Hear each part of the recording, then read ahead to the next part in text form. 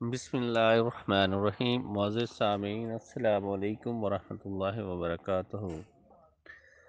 معزز سامعین، اگر آپ اپنی زندگی کو فرشتوں کی حفاظت میں دیکھنا چاہتے ہیں تو یہ ایک چھوٹا سا عمل آج ہی سے شروع کر لیں۔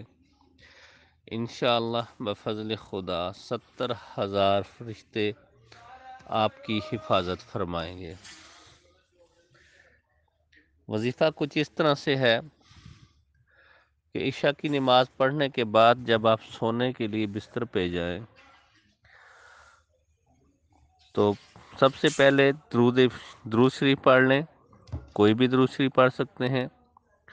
اللہم صلی علی محمد وعلی آل محمد کما صلیت علی ابراہیم وعلی آل ابراہیم انک حمید مجید۔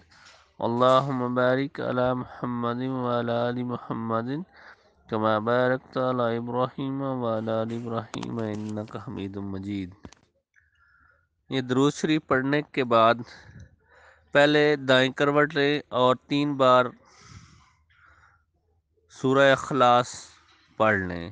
بسم اللہ الرحمن الرحیم۔ قل هو اللہ احد اللہ الصمد لم یلد ولم یولد ولم یکن لہ کفوا احد۔